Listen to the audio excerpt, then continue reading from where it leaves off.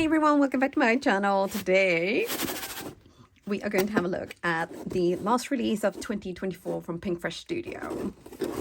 Look at all these goodies, including some fun bubble wrap. Woo! Wow, that was a loud one. Okay, right, so, okay, well, we're going to get this all out. There we are. And although this is not new, but they sent me another jewel picker.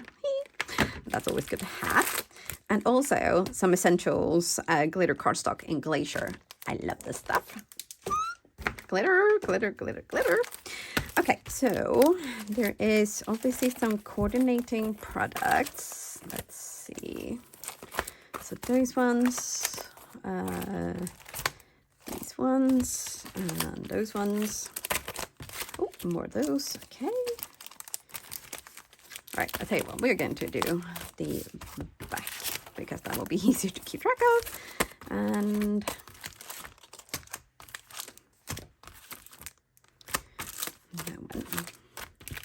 oh, this was a much quicker way of organizing, so must remember that. Oh, there we go. Okay, so I'm going to leave them like this actually, I think. And right, so first, let's have a look at the basic sentiments. So you have a stamp set, a coordinating die cut, and also press plates. So you can either letterpress or hot foil. So choices. We like that.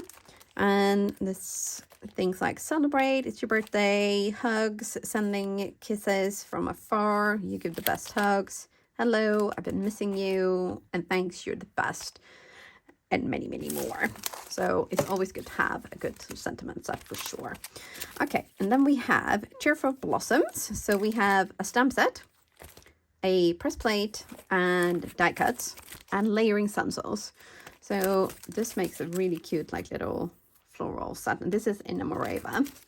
Love her stuff. She's always so good. And then we've got another Inna Morava set. So this one is called Beautiful Botanicals. So again, we have stamp set, but this one is a red rubber stamp set instead of a clear. And then we have press plates, we have layering stencils, and coordinating die cuts. So we're going to do the same thing here. We're going to move everything. So we got that up and down, this way up. Yeah. And we have press plates and coordinating die cuts. This one is called interlaced diamonds. And, ooh, I don't know which one I'm going to use first. I think this one probably. This will be fun. I do love a good, like, background. Yes. So this is Caitlin Schaefer. And then we have Herb Garden. So we have, I'm going to say this probably thyme. Or oregano, maybe this one is rosemary. Oops. Basil and coriander, maybe. No. Oh well. Anyway, so stamp set, die cuts, and layering stencils. And then we have this beautiful one, Thinking of You. So it is a lavender branch. Is it branch? Sprig of lavender. And with sympathy, you're not alone. I will always be here for you, thinking of you today and always. Everything is going to be okay. And love and hugs. So we have a clear stamp set. We have a press plate, die cuts, and also a layering stencils. So this is a really, really great release. I'm going to crack on and make something. But before I do that, I also completely forgot to mention in the beginning that this is the Pinkfresh Studio December release. So there will be a blog hop over on my blog. I will link that down in the description box. And there is also, so what they do, what Pinkfresh Studio does with releases is that they do, like, we do a big blog hop, and they actually give away the entire release on their YouTube channel. And also, if you leave a comment on their blog post, you can actually win this entire thing. And then if you hop along and leave comments on the design team's blog posts and things like that, there's also 10 $25 gift vouchers up for grabs. So there's a lot of prizes for this. And then tomorrow, so if you're watching this on release day, tomorrow there's also going to be an Instagram hop where again you can also win the entire release. So lots and lots of chances to win. So just make sure you keep an eye on the Pinkfresh Studio YouTube channel, the blog, and also their Instagram. But now I'm going to get making. Okay, so we are going to make ourselves a nice big herb bucket today. So I am going to stamp up 2 panels with the stamp set, and then we're going to add some color to our images, our herbs, with some gorgeous inks and the coordinating layer and stencils. And then we're going to make ourselves a bucket, and then we're going to present this as a big gift to somebody. Now, if only it was this easy and quick to actually grow some herbs. You know, I might get into gardening in that case, because then I could eat fresh basil pesto. Basil is basically basil pesto put together. Yes. Okay, so I have stamped up 1 panel with sage and 1 with eucalyptus, and I'm going to use the same color family plus a little bit of spruce tips and maybe lush forest as well to add all of those lush colors to our greenery here. Now, I have been looking at these and I'm like fairly sure that the one in the middle with the kind of like little like ruggedy leaves, that might be basil actually, rather than coriander, whatever I said, you know, and the one on the left there could maybe be spinach, maybe, I don't know. I mean, I eat this stuff, but I don't know, to be honest. Anyway, so I am using a grippy mat to keep my stencils in place, because I really, really like Post-it tape, but I am running out. So I'm trying to not use what I have. And with these stencils and the grippy mat, it's so easy, because you don't, as long as you have enough space on your grippy mat for your stencil to grip onto, they are not going anywhere. So it's very, very good. Now I have added in a tiny bit of limoncello for like a bit of a kind of like a springy green, but I probably should rethink that, because it's kind of looking a little bit like it's sickly, like this particular herb needs a little bit more sun. So maybe for the other panel, I would just go green, green, green. So I wanted them all to kind of look slightly different. So that's why I've also done some of the stems here with a little bit of dough, just to kind of, you know, keep everything in slightly, you know, different, and so that it's not all samey, right? Because, you know, samey is boring. But so this is 1 panel done. Now I will do the other one off camera, because, you know, otherwise we'll be here all day. But here are the 2 next to each other. So this is the one I did in the ink blending video, and this is the one on the left is the one I did like off camera. And I think the ones on the left definitely look healthier. They have had more sun and nutrients. So, you know, let's eat those first.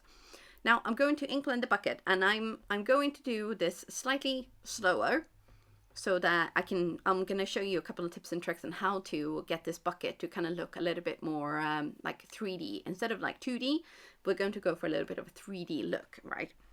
So we are going to need at least 3 color inks or ink shades. And we're going to do a little bit of masking here as well, using one of the other stencils as well. So we're going to try to avoid waste.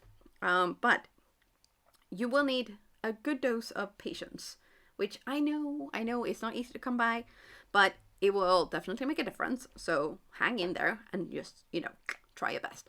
But first we're going to put down a nice sort of even layer of, this is Misty Coast, and I have sped this up quite a lot, because it takes a while for this color to build up, because it's so soft. It's like a really, really beautiful soft gray, right? So here we're going to go onto our next color, which is Rocky Slopes, and we're going to, I mean, I'm still going at it pretty fast here, right? But we're going to focus on the side. So we're going to try to leave the middle bit there where we're kind of making it, we're thinking of it like as a highlight. So this is where the bucket is like closest to us. This is going to have the most light. And on the side there, we're going to kind of create the illusion of it being rounded and in the shade. So you can see it's already kind of coming to life, right? Now, if you want to make this even more kind of dramatic, you just keep adding color. And you could even add a little bit of Metropolis, I suppose, you know. But that's for another day. But so on stencil number 2, we're going to mask off a little bit more here as well, because I mean, I was kind of thinking that we were going to do this like as a 1-layer card, but that kind of flew out the window pretty quick. Now we're going to go back in with more rocky slopes, and we're going to go over this whole bit quite well. And then what we're going to do is, so on each layer, we're basically using like almost 2 colors. So first a light one, and then we're going to use a darker one to bring in those contrasts and the depth to the bucket. Now, if you don't want to do all of this, you don't have to. This is just in case you want to, you know, take your ink blending game up a level. So here we can have we're having a little progress look. Now we're going to move on to Metropolis, and we're going to go in a little bit darker. Now I'm zooming in here so you can see what I mean. Now we're not going to go in all of the way here either. So we're going to kind of go in a third on each side. So we're going to leave the middle with just the, what's the middle color? Rocky slopes. So we're trying to kind of create that darkness so that it's going to create the optical illusion of this being rounded. So this is what we, you know, where we're at now. So this top bit here, so this is layer number 3. We are going to do the same thing here. So we're going to go in with a little bit of Metropolis, and then we're going to go over the whole thing, and then we're going to focus on the kind of the corners there. So we're again kind of try to create a little bit of a darker in the corners, if you like. Now we're going to do the handles, and I really wanted to go for a sort of like a wood grain look, like proper sort of antique vintage handles, right?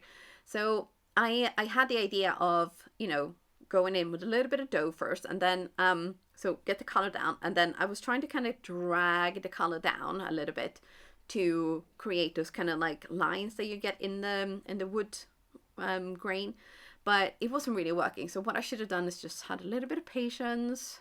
I should have listened to myself, let this dry, and then gone, you know, back in later with maybe like espresso or something. I did try something else, and I will show you that later in the video, and I really shouldn't have done. I don't like it. It's not a good look. I think it kind of ruined the handles, but you know, live and learn, or you know, learn through my mistakes and what not to do. Okay. So I'm going to stamp up the fresh herbs from the actual stamp set onto my bucket, and I'm adding ink here with a little ink blending tool to kind of, again, create that kind of vintage look so that it's not super solid everywhere, right?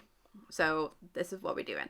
Now this is where I'm thinking, oh, we can add details. No, I should have stopped here, and this is where I should have gone with espresso ink rather than these Copics. This just did not work. I mean, it might work if you don't use it with stencil, but I mean, immediately kind of looked like burnt sausages, and I just, no, I didn't like it.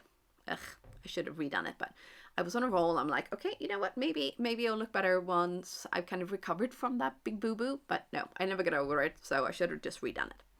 Now we're going to create our background, and we're going to use the Interlaced Diamonds die cut. But first we're going to add a little bit of color to a piece of cardstock. So I'm going to use a brand new 1-inch blending tool. It's so soft and lovely. But right, so here I'm going to go in with a little bit of Rocky Slopes, and we're going to add a little bit of a color to this. It doesn't matter if it's going to be like super even. What we're going for is kind of like a vintage shabby chic look. So, you know, we don't want anything to be perfect. And so we're just putting down that rocky slope first, and then we'll take in the Metropolis ink, and we're just going to drag it across the paper like this. And it does not have to be perfect. If anything, it shouldn't be perfect, because we want the kind of like that shabby chic vintage look sort of thing, you know? Yeah, so don't go for perfect. No. So we're going to poke out all of the little bits and pieces here, and then this is going to go straight onto our card base. So this is going to be like our trellis. The idea was kind of like, think kind of vintage wrought iron trellis in a garden. I'm kind of getting like French chateau kind of vibes, but anyway, that I digress. I should probably think like Spanish. hacienda vibe, seeing as I live in Spain. But you know, this kind of gives me very much like France, Provence vibes. But anyway, we're gonna carry on with our herb bucket here. So this is pretty much like what I was thinking this was going to be, but I'm like, you know, it doesn't quite look right, but so it needs a little sentiment, right? Rather than just fresh herbs. So I'm gonna give it another go with the Copics, and this time I'm going to make myself a little sign. So we're going to put our little die cut onto some post-it tape, and we're gonna go at it with the Copics again. We're going to go from light to dark, and we're just gonna drag them across. Again, this is not, you don't want to go kind of perfect even cover with everything. No. We are going to try to go for kind of like a wood grainy, like think old wood sign look. So we're just going to kind of drag our chisel tip, not the fine tip. We're just going to kind of drag it over like so. And again, you know, don't be discouraged if it doesn't look perfect. It shouldn't look perfect. And if anything, this is one of those things where you're never ever going to get the same die cut to look exactly the same, so it's going to be truly unique. So just keep building up with your colors until you're happy. And I mean, if you want to stamp the sentiment on there, unless you have the white ink, the calico white, maybe don't go like too dark. But I'm going to stamp a sentiment onto this. But here I'm like, I'm still looking at this and I'm like, you know what, it's just not, no, it's not quite right. So what we're going to do, we're going to take this bucket and we are going to slice a hole into it, because otherwise it just doesn't quite look right, does it? So I'm going to very carefully, because I am a tad accident prone, I'm going to slice with my scalpel here, and we're just going to, I almost kind of cut out the hole, but I'm like, no, we're just gonna kind of cut an opening, and then we're going to put our herbs so that they actually come out of it. So I'm going to speed the whole like rearranging up, because I mean, I'd already kind of thought that this is how it was going to be. I mean, it sort of is, but now we're going to have to do it all again. So we're going to glue our interlaced diamond trellis down directly onto the card base. If you wanted to add a little bit of color to your card base, like a soft like blue ink blending or something like that, you know, go for it. Or, you know, I very nearly added a little bit of gold splatter, but I thought, no, I add that to like almost everything, so I'm trying not to be such a one-trick pony. The only thing I did sort of change up my idea here was that I added a little bit of foam tape to the back of my bucket so that it's going to be raised up a little bit. So this is going to help us create even more of a optical illusion of this being really kind of full and lush. So we're going to rearrange all of our herbs here. Some of them will need to be trimmed down because the foam tape on the back was kind of stopping them from kind of going all the way down, but it doesn't matter. So a little snip here and a snip there, you know, like you're going in your herb garden and snipping anything anyway. And then we're going to rearrange these until we're happy. We're going to add a little bit of glue onto the back of some of these, and then we're going to leave a few. So the back ones are probably, you know, are definitely going to be glued down. And then the front ones are going to have just a little bit of glue added to the bottom, basically, of them. So they were still going to get a bit of an alive and sort of full look. So we don't want everything to be glued completely flat. I mean, unless you're mailing this. If you're mailing this, that might be a good idea, actually. But now, you see here, so we're still going to get a little bit of life and dimension and texture to this. And then we're going to take our little cutie pie wooden sign thing, and we're going to pop that in. So I have stamped a sentiment also from the stamp set, say sending love. So I'm kind of envisioning this kind of being like a gift herb basket to somebody for having been like either, you know, done something nice, or, you know, maybe just like a birthday present. Like when you come up to my age, you know, like if somebody came and gave me an amazing herb basket instead of like a necklace, I would probably be absolutely thrilled, like more thrilled about the herbs than a necklace. Yeah. So anyway, that is it from me for today. Don't forget to check out the rest of the blog hop. I will link everything down below, so you will find everything easy. Don't forget to subscribe to my channel if you haven't already done so, and I will see you very soon again.